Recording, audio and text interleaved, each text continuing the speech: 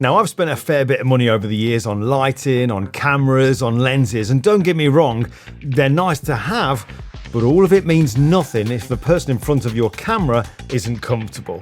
And I learned this properly a few years ago, and it's completely changed the way that I work. So in this video, I want to share 7 things I've found through trial and error that genuinely improve your portraits. Nothing complicated, no expensive technique, just things I've picked up along the way that seem to make a real difference.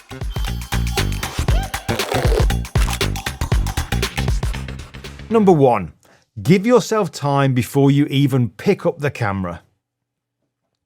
Now, I don't go straight in with the camera. Before I even think about lighting or where someone's going to sit or stand, I spend time with them first, just talking.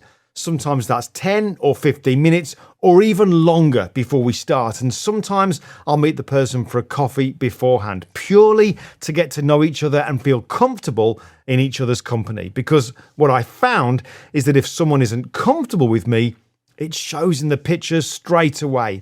They go stiff, they look posed, and no amount of lighting or posing fixes that.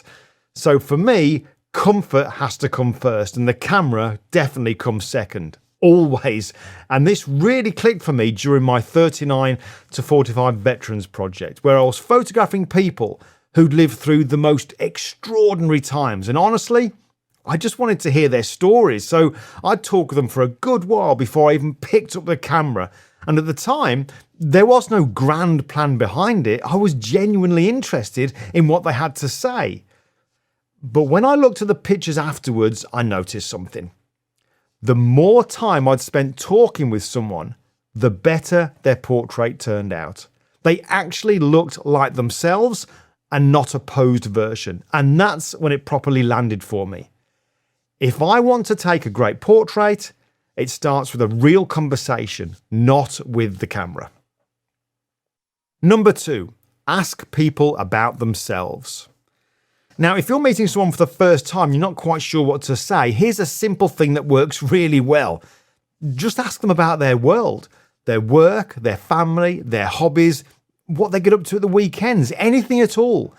People generally love talking about themselves, and when you're genuinely curious, the conversation tends to just flow from there on in. Now, I have a fascination with watching programs on TV about surgery, and in a recent episode of Surgeons at the Edge of Life, I noticed something really interesting. Just before a patient goes under anaesthetic, the anaesthetist doesn't start talking about the operation. They ask about the patient's family, their holidays, their life, and the patient just drifts off, completely calm. Now, that tells you something. People feel far more at ease talking about themselves than almost anything else. Now, there's actually a little phrase for this I always come back to. MMFI. Make me feel important. It's not manipulative. It's really just a reminder that people relax when someone shows a genuine interest in them. So that's what I try to do. I ask about their world, and the rest tends to take care of itself. Number 3. Keep talking while you're actually shooting. Now, here's something I've learned that might sound a little bit odd at first, but I never have a moment where everything goes quiet and still just before I take the portrait. There's no ready moment. That approach has never worked for me. Instead, the conversation just keeps going right through the shoot. Even once the lighting's sorted and I'm ready to take the shot, we're still talking, still just being present with each other.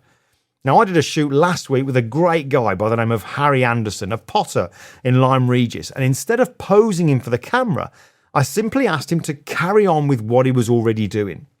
He was smoothing down a piece of pottery at the time, so I just let him keep going, and every now and again, I just asked him to turn his gaze towards the camera. But we were still chatting the whole time. That's when the best pictures happen, not when everything's gone still and formal, but when someone's genuinely being themselves and there's still a conversation going on around them. Number 4, try not to over-direct. Now, something I've noticed time and time again is that the more you tell someone exactly what to do, the more uncomfortable they become. The moment you say, stand like this, or put your hands here, or smile, and the funniest of all, look relaxed, someone who isn't used to being photographed will tense up almost immediately, and you can just watch it happen. You might spend 20 minutes building up real comfort and ease, and then one instruction like that can undo the whole lot. So I've learned to keep my directions to an absolute minimum and just keep the conversation running instead. Let people find their own natural position, their own expression in their own time. That's genuinely where the best pictures come from, when someone's just being themselves rather than performing for the camera. Number 5, be willing to adapt. Now, I remember photographing a veteran who day to day always wore a shirt and a dicky bow. That was just how he dressed. That was him.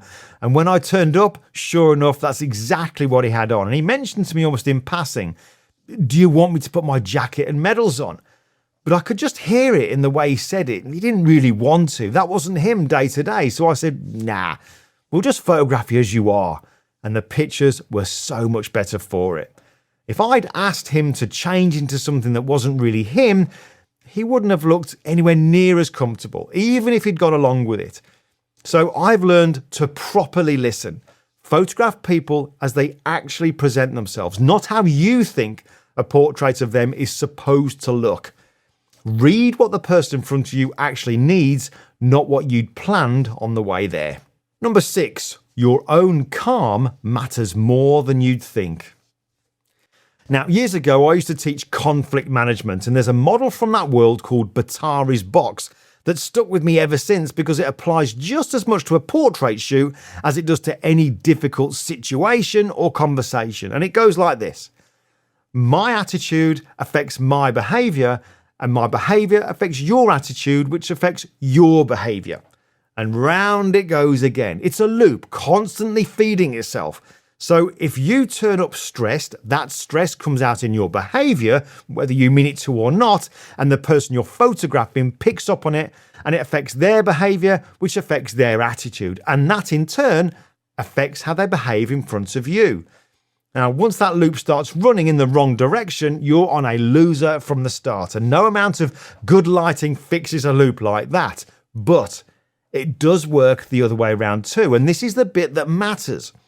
So if you show up calm, even if you're not feeling entirely calm inside, that calm comes out in your behavior, and it feeds into their attitude and then their behavior, and round the loop goes again, except now it's working in your favor. You'll get a far better result from that alone than from any bit of kit. And the way I get to that calm is by just keeping things simple. Don't try to be clever with your lighting or overcomplicate your setup, especially not for the first time you're photographing someone. You can save that clever stuff for the second or the third time once you've got to know each other a bit better and you're kind of much more comfortable in each other's company.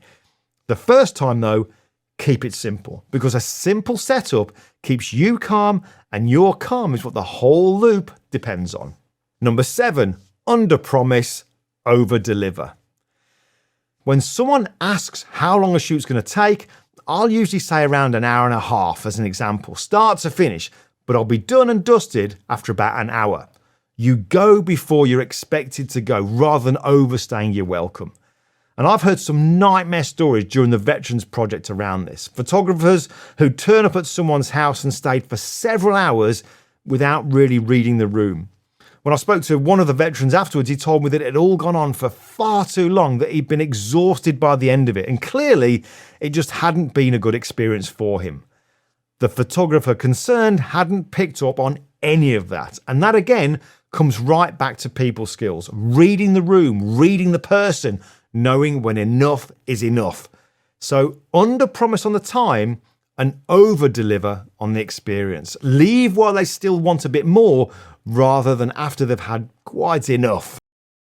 So that's what I found works, built up over quite a few years now. 7 things, nothing complicated, nothing that costs a penny, just things I've picked up that genuinely seem to help. And if I'm honest, if you're a portrait photographer looking to improve, maybe the next thing worth reading isn't about photography at all. Maybe it's about people. Because people skills, I think, are the most underrated, most forgotten skill in this whole craft. It's all become about the kit over the years, but the kit really is secondary. People skills come first, and the portraits follow on naturally from there. Anyway, if you found any of this useful, I'd really appreciate a like, and if you've not already subscribed, consider doing that too. But thanks for watching, and I'll see you in the next one.